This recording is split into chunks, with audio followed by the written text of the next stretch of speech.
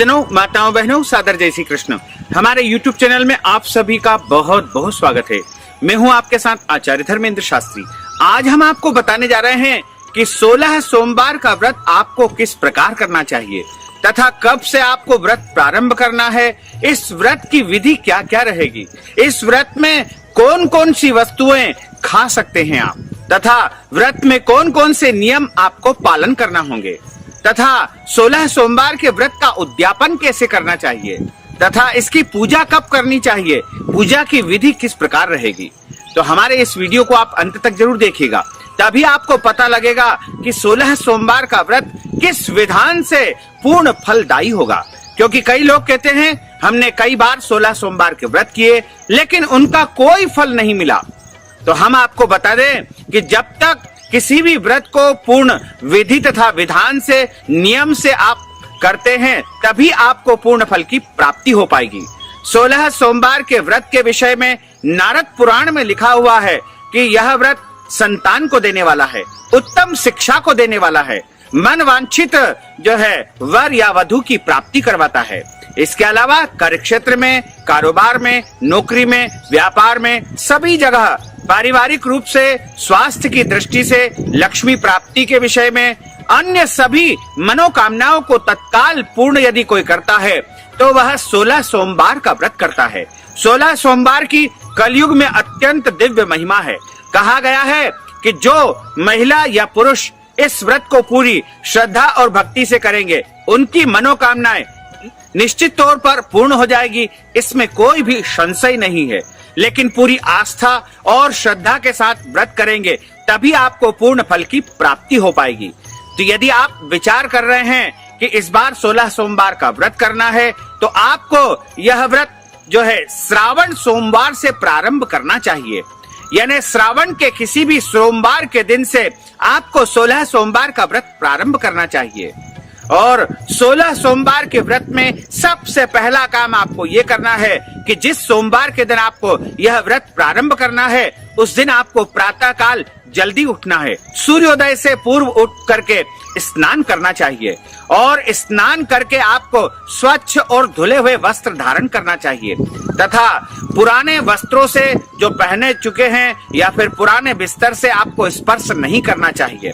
इस व्रत में आपको काले कपड़े नहीं पहनना चाहिए। सफेद वस्त्र पहन सकते हैं, लाल कपड़े पहन सकते हैं, पीले कपड़े पहन सकते हैं, हरे कपड़े पहन सकते हैं, नीले कपड़े पहन सकते हैं, लेकिन काले वस्त्र इस व्रत में बिल्कुल भी उपयोग नहीं करना चाहिए। तथा सबसे पहले आपको स्नान वाले जो जल है उसमें आपको काले तिल थोड़े से डाल देना चाहिए और काले तिल वाले जल से स्नान करना चाहिए तथा जल में गंगा जल भी आपको डाल करके स्नान करना चाहिए। और उस दिन भगवान सूर्य को जल अवश्य चढ़ाएं और जल चढ़ाने के बाद में आप भगवान शंकर जी का प्रातःकालीन अपना नित्य पूजन करें तथा हाथ में एक बिल्व पत्र और गंगा जल या सादा जल लेकर के संकल्प आपको करना चाहिए कि हे प्रभु, हे भगवान जो है शंकर जी, आज मैं आपकी प्रसन्नता के लिए, माता पार्वती की प्रसन्नता के लिए और सभी मनोकामनाओं की सिद्धि के लिए 16 सोमवार का व्रत करने जा रहा हूँ या करने जा रही हूँ। मेरी समस्त मनोकामनाओं को आप पूर्ण करना। इस प्रकार आप संकल्प करके इस व्रत का प्रारंभ करें। और आपको ध्यान ये रखना है कि उस दिन अच्छी प्रकार से श्रृंगारित अपने आप को करना चाहिए। यानी यदि सौभाग्यवती महिलाएं हैं तो वो 16 श्रृंगार करे, या अन्य कुंवारी कन्याएं हैं तो वो भी अच्छी प्रकार से श्रृंगारित होकर ही इस व्रत का पालन करे। तथा दिन में सोना नहीं चाहिए, दाढ़ी कटिंग नहीं करवाना चाहिए। इस दिन ब्रह्मचर्य व्रत का पालन करना चाहिए।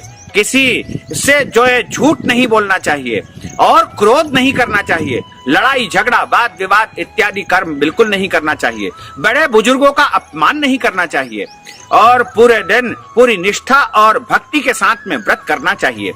तथा इस व्रत का जो पूजन होगा वह तीसरे पहर में होगा। यानी 2 पहर जब होते हैं तब 2 पहर यानी 12 बज जाती है और 12 बजे से लेकर के जो 3 बजे का समय होता है वह तीसरा पहर कहा जाता है।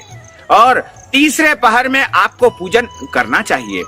और उसके बाद पूजन जब आप करते हैं तो आपको भगवान शंकर जी के मंदिर में आप जाकर पूजन कर सकते हैं, या अपने घर में यदि शिवलिंग है तो उनका भी आप पूजन कर सकते हैं। यदि शिवलिंग नहीं है तो शिव मूर्ति का भी आप पूजन कर सकते हैं। लेकिन शिव पुराण में और अन्य ग्रंथों में ऐसा लिखा हुआ है कि शिव जी का जो पूजन है वो शिवलिंग का पूजन ही करना चाहिए।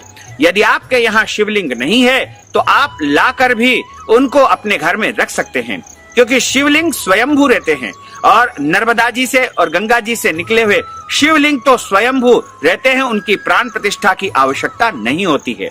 तो आप शिवलिंग का पूजन करें, और इस व्रत का यदि आपको पालन करना है तो आप जो है एक समय भोजन करके भी इस व्रत को कर सकते हैं।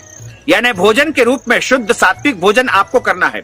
उस दिन अपने घर में मांस, मदिरा, लहसुन, प्याज का उपयोग बिल्कुल नहीं करना चाहिए, तथा शुद्ध और सात्विक भोजन एक समय करके भी इस व्रत का पालन आप कर सकते हैं। और भी कठिन तपस्या यदि आप करना चाहते हैं तो आपको गेहूं के आटे की बाटी बनाना है, उसका चूरमा बनाना है, और उस चूरमे के 3 भाग आपको करना चाहिए। पहला भाग भगवान शिव जी को अर्पित करना है, तथा दूसरा भाग नंदीगण यानी आपको बैल को खिला देना है, और तीसरा भाग स्वयं प्रसाद के रूप में ग्रहण करना चाहिए। इस प्रकार 3 भाग जो है उसके किए जाते हैं। और यदि आप चाहें तो इस व्रत को जो है लौंग खाकर भी कर सकते हैं, गंगा जल पीकर भी कर सकते हैं, खीर खाकर भी कर सकते हैं, लड्डू खाकर कर सकते हैं, या मिश्री खाकर कर सकते हैं, या फिर तुलसी पत्र खाकर कर सकते हैं, या फिर बिल्व पत्र खाकर भी कर सकते हैं। और इस व्रत में प्रयास करना चाहिए कि मीठी वस्तुओं से ही इस व्रत का पालन करना चाहिए, क्योंकि मीठी वस्तु से भगवान भोलेनाथ अत्यधिक प्रसन्न होते हैं। तो आप निर्धारित कर लीजिए कि आप कौन सी वस्तु से व्रत करना चाहेंगे। हमने जो भी वस्तुएं आपको बताई है उनमें से कोई भी एक वस्तु का आपको चयन करना है, और वही वस्तु आप प्रत्येक सोमवार के दिन ग्रहण करेंगे।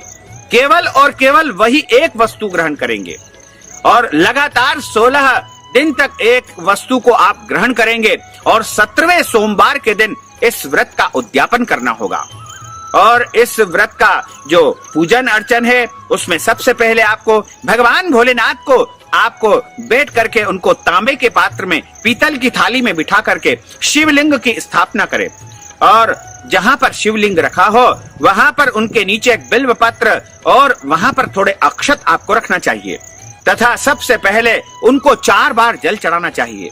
जब आप पूजन करें तो ओम नमः शिवाय इस महामंत्र का उच्चारण आप निरंतर करते रहे। जल चढ़ाने के बाद गंगा जल चढ़ाएं तथा पंचामृत से उनको स्नान कराएं। पंचामृत का अर्थ होता है दूध, दही, शहद, शक्कर और घी। ये 5 चीजों से मिलकर के पंचामृत बनता है, और इसके अलावा उसमें गंगा जल और पंचमेवा भी डाल सकते हैं।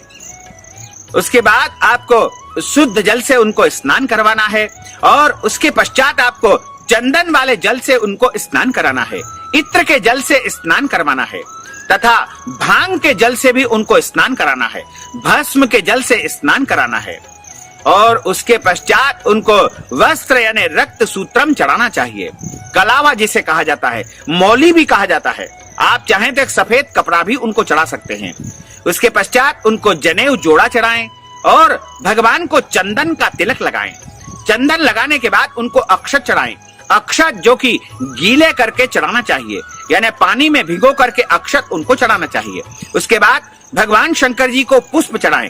ध्यान रखें कि भगवान शंकर जी को लाल फूल नहीं चढ़ते हैं, सफेद पुष्प उनको सबसे अधिक प्रिय होते हैं, तथा बिल्व पत्र चढ़ाएं, कव्य के पुष्प चढ़ाएं, और धतूरे के जो है फल उनको चढ़ाना चाहिए, धतूरा का पुष्प चढ़ाना चाहिए। और इसके अलावा भगवान भोलेनाथ जी को भस्म चढ़ाई जाती है, भांग चढ़ाई जाती है, इत्र चढ़ाया जाता है, और सभी प्रकार की सौभाग्य वस्तुएं माता पार्वती के निमित्त आपको अर्पण करना चाहिए, क्योंकि भगवान शंकर जी के साथ शिवलिंग रहते हैं जो कि शिव स्वरूप है, और नीचे जो जलाधारी रहती है वो माँ पार्वती के स्वरूप मानी जाती है। उनको सौभाग्य की वस्तुएं जैसे कंकु, अबीर, गुलाल, हल्दी, मेहंदी, सिंदूर और साड़ी, बिछिया, पायल ये वस्तुएं चढ़ाना चाहिए, तथा इसके पश्चात उनको धूप बत्ती दिखाएं, दीप दिखाएं, और उसके बाद हाथ धो लीजिएगा। हाथ धोने के बाद आपने जो भी भोजन उस दिन तैयार किया है या जिस वस्तु से आप इस व्रत को जो है करना चाहते हैं, वह वस्तु भगवान के सामने रख करके उस पे एक बिल्व पत्र रख करके नैवेद्यम लगाएं यानी भोग लगाएं। उसके आसपास 3 बार जल आपको घुमाना चाहिए।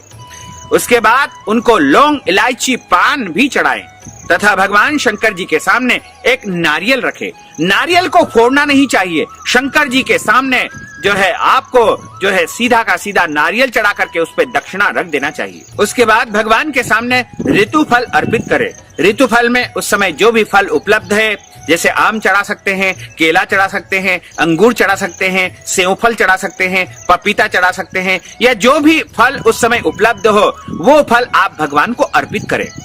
उसके पश्चात भगवान से जो है आप प्रार्थना करें, दक्षिणा चढ़ाएं और भगवान से जो है क्षमा प्रार्थना करने के पश्चात उनकी आरती करें। आरती के पहले आपको कथा का श्रवण करना चाहिए। कथा जब आप श्रवण करें तो हाथ में बिल्व पत्र और पुष्प रख करके कथा श्रवण करना चाहिए। इस प्रकार जिस दिन आपने, जैसे एक सोमवार को आपने 3 बजे यदि आपने पूजन किया है तो प्रत्येक सोमवार को आपको 3 बजे ही पूजन करना चाहिए। एक निर्धारित समय पर ही आपको पूजन करना चाहिए, क्योंकि प्रत्येक सोमवार के दिन भोले बाबा आपका इंतजार करेंगे कि आप इस समय उनका पूजन अर्चन करेंगे। इसलिए आपको पहले सोमवार से ही पूजन का समय निर्धारित करना होगा। 3 बजे यानी 3 बजे, 4 बजे यानी 4 बजे, 5 बजे यानी 5 बजे, यानी प्रत्येक सोमवार को आपको एक ठीक समय पर भगवान का पूजन अर्चन करना चाहिए। तथा पूजन अर्चन जब संपन्न हो जाए तब आपको भोग प्रसाद ग्रहण करना होगा और भोग प्रसाद आप एक स्थान पर ही ग्रहण करें, यानी इधर उधर चलते फिरते आपको भोजन या वो भोग की सामग्री ग्रहण नहीं करना चाहिए। एक स्थान पर बैठकर ही आपको भोग प्रसाद ग्रहण करना चाहिए तथा नियम का पालन करते हुए पूरी निष्ठा के साथ में, पूरी श्रद्धा के साथ में आपको निरंतर 16 सोमवार का व्रत करना चाहिए। इस बीच में यदि माताओं बहनों को मासिक धर्म, पीरियड की कोई समस्या आती है तो ऐसे समय में वो व्रत तो करे लेकिन पूजन नहीं किया जाएगा। साथ ही 16 से अधिक सोमवार उनके हो जाएंगे और जब अधिक सोमवार हो जाएंगे तो जब भी उनके कंप्लीटली 16 सोमवार हो जाएंगे तब 17वें सोमवार के दिन व्रत का उद्यापन उनको करना होगा। और इस व्रत के उद्यापन के दिन आपको किसी ब्राह्मण को बुला करके और विधि विधान से जो है सुंदर वेदी बनाना चाहिए। और उस दिन जो है यदि संभव हो तो आपको 16 जोड़ों को भोजन करवाना चाहिए। यदि संभव नहीं हो तो एक जोड़ों को आप भोजन करवा दे, यानी पति पत्नी को मिलकर के एक जोड़ा बनता है और उनको जो भी सामग्री आप देना चाहते हैं, वस्त्र दान करना चाहते हैं, पात्र दान करना चाहते हैं, फल दान करना चाहते हैं, वो दान कर देवे। और यदि आप चाहते हैं कि 16 वस्तुओं का दान किया जाए तो आप जो है 16 मंदिर में भी अलग अलग सामग्री दान कर सकते हैं। इस व्रत के उद्यापन के विषय में जो है वैसे तो ब्राह्मण इसको विशेष विधि से संपन्न करा पाएंगे, लेकिन यदि आप को ब्राह्मण नहीं मिलते हैं तो आप अपने घर में कलश का स्थापन करें, गौरी गणेश का स्थापन करें तथा नवग्रह की स्थापना करके उनका विधिवत पूजन करें तथा हवन करें और हवन करने के बाद कथा सुने और आरती करें। उसके बाद जोड़े को भोजन आप कराएं, उनको दान दक्षिणा प्रदान करें। इस प्रकार आपको निर्धारित समय पर पूजन अर्चन करना चाहिए और इस व्रत का पालन करना चाहिए। इस व्रत में यदि आप पूरी निष्ठा से करेंगे और नियम का पालन करते हुए इस व्रत को करेंगे तो निश्चय ही आपकी मनोकामना पूर्ण होगी और आपके जीवन में जो भी कष्ट है, संकट है, पीड़ा है, आदि है, व्याधि है, वो सब समाप्त हो जाएगी और आपके घर परिवार में सुख शांति समृद्धि का वास होगा, क्योंकि भोले बाबा 16 सोमवार के व्रत से अत्यधिक प्रसन्न होते हैं। जो भी कुंवारी कन्या 16 सोमवार का व्रत करती है उसको मनवांछित पति की प्राप्ति होती है और जो विद्यार्थी 16 सोमवार का व्रत करता है उसकी उच्च शिक्षा जो है पूर्ण हो जाती है और शिक्षा में सर्वोत्तम स्थान प्राप्त होता है। यदि कोई नौकरी की इच्छा से इस व्रत को करता है तो उसे उत्तम रोजगार या नौकरी की प्राप्ति हो जाती है। और जो व्यक्ति संतान की अभिलाषा से इस 16 सोमवार के व्रत को करता है, निश्चय ही संतान की अभिलाषा उसकी पूर्ण हो जाती है। इसके अलावा जो जो भी आपकी कामनाएं होगी वो सब पूर्ण हो जाएगी, इसमें कोई संशय नहीं है। लेकिन नियम पूर्वक आपको इस व्रत को करना चाहिए, तभी इसका संपूर्ण फल आपको प्राप्त हो पाएगा। हम हमारे चैनल पर आपके लिए 16 सोमवार की कथा का एक वीडियो अलग से प्रस्तुत करेंगे, उसको आप जरूर सुनिएगा और उसको आप अपने पास संभाल कर सेव करके रखिएगा, ताकि प्रत्येक सोमवार को यदि आपके पास पुस्तक नहीं है तो उस वीडियो के माध्यम से भी आप जो है 16 सोमवार की कथा का श्रवण कर सकते हैं। तो भक्तजनों, माताओं, बहनों, हमने जो ज्ञानवर्धक जानकारी दी है उसको आप अधिक से अधिक लोगों को शेयर करिएगा, लाइक करिएगा, कमेंट करिएगा, और यदि अभी तक आपने सब्सक्राइब नहीं किया है तो अभी और इसी समय सब्सक्राइब अवश्य कर लीजिए। आपको और आपके परिवार को सादर जय श्री कृष्ण, सादर धन्यवाद।